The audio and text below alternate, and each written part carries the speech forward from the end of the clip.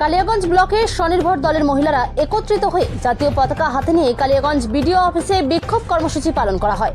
সোমবার দুপুরে বিজেপি নেতা গৌরাঙ্গ দাসের নেতৃত্বে কোনো প্রকার দলীয় পতাকা ছাড়াই জাতীয় পতাকা নিয়ে কালিয়াগঞ্জের মহেন্দ্রগঞ্জ নাট মন্দির থেকে প্রতিবাদ মিছিল করে স্বনির্ভর গ্রুপের মহিলারা বিডিও অফিসে এসে সেখানে বিক্ষোভ দেখায়।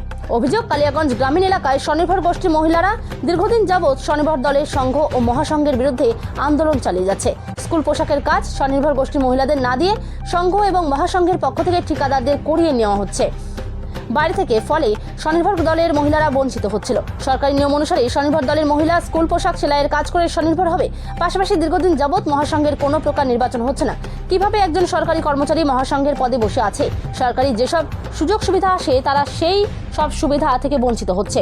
যাতে মহাসংঘে নির্বাচন হয় এবং মহিলারা সরকারি সুযোগ সুবিধা থেকে বঞ্চিত না হয়, সেই কারণেই গ্রামীণ এলাকার স্বনির্ভর দলের মহিলারা একত্রিত হয়ে বিডিও অফিসে বিক্ষোভ কর্মসূচি পালন করে যাতে মহিলার মূল স্রোতে ফিরে আসে। তাদের দাবি মানা না হলে আগামীতে বৃহত্তর আন্দোলনের পথে নামা হবে বলে জানান বিজেপি নেতা গৌরাঙ্গ দাস। কালিয়াগঞ্জ গ্রামীণ অবহেলিত স্বনির্ভর গোষ্ঠী, যেটা দীর্ঘ 2018 সাল থেকে তারা প্রতিনিয়ত এই এসএসজি স্বনির্ভর গোষ্ঠীর সংঘ এবং মহাসংঘের দুর্নীতির বিরুদ্ধে আন্দোলন করে চলছে।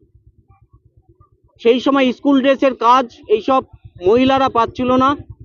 সংঘ থেকে মহাসংঘ থেকে বিভিন্ন কন্ট্রাক্টরদের দিয়ে কলকাতার খোলা মার্কেট থেকে বিভিন্ন পাইকারি মার্কেট থেকে স্কুলের ড্রেস তারা ডাইরেক্ট কিনে এনে স্কুলে সাপ্লাই দিচ্ছিল। কিন্তু অ্যাকচুয়ালি যেটা বিষয় ছিল মহিলাদের, এরা স্বনির্ভর গোষ্ঠীর মহিলারা যারা সেলাইয়ের কাজ জানে তারা সেলাই করবে এবং সেই কাজ, সেই সেলাইয়ের ড্রেস বিভিন্ন স্কুলে তারাই পাঠাবে। তাতে মহিলারা স্বনির্ভর হবে, হাতের কাজ জানা মহিলারা কাজ পাবে সরকারের দ্বারা। এই নিয়ে একটা ব্যাপক আন্দোলন এবং দীর্ঘদিন যাবৎ যে ভোট হচ্ছে না তার বিরুদ্ধে এই আন্দোলন সংগঠিত হয়েছিল। তাতে কিছুটা কাজ হয়েছে, 50% হয়েছে, এখনো অর্ধেক প্রায় 50% কাজ এখনো সম্পন্ন হয়নি। মহাসংঘের ভোট দীর্ঘদিন যাবৎ হচ্ছে না। মহাসংঘের মাথায় যে বসে রয়েছে, যে সভানেত্রী, সে একজন চাকরি করে এবং তা সত্ত্বেও সে মহাসংঘের মেন দায়িত্বে রয়েছে দীর্ঘদিন যাবৎ, অনির্দিষ্ট কাল ধরে পাহাড়ের মতন তিনি বসে রয়েছেন। সেই পাহাড় নড়েও না চড়েও না। কেন চড়ছে না? তার সাথে শাসক দলের বিভিন্ন রাজনৈতিক যে নেতারা তারা হয়তো যুক্ত রয়েছে। তাদের কি এমন গল্প রয়েছে, কেন ভোট হচ্ছে না? তারপরে একজন সরকারি চাকরি করে কি করে সে বসে রয়েছে?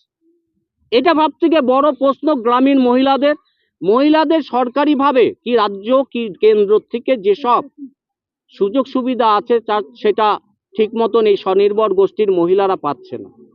প্রচণ্ড কষ্টের মধ্যে, এবং তারা অনেকে অনেক কিছু হাতের কাজ করে উপার্জন করা স্বনির্ভর হওয়ার চেষ্টা করছে, কিন্তু আজ অবধি তাদের কাছে এই সুযোগ সুবিধা পৌঁছায়নি।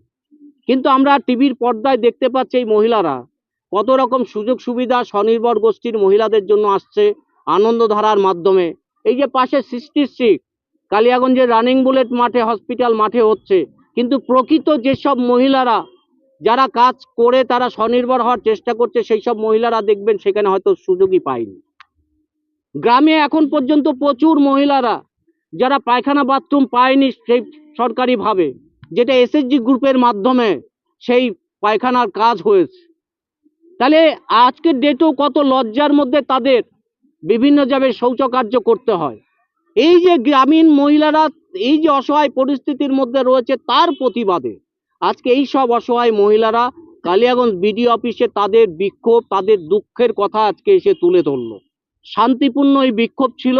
এই বিক্ষোভে তাদের দাবি, আগামী ডেটে মহাসংঘের ভোট করতে হবে এবং স্বচ্ছতার সাথে বিভিন্ন এলাকার মহিলাদের এই সংঘের বডিতে যুক্ত করে তাদেরকে এই যাতে মহাসংঘের পিছিয়ে পড়া গ্রামীণ মহিলারা যাতে মূল স্রোতে ফিরে আসে তার ব্যবস্থা করতে হবে।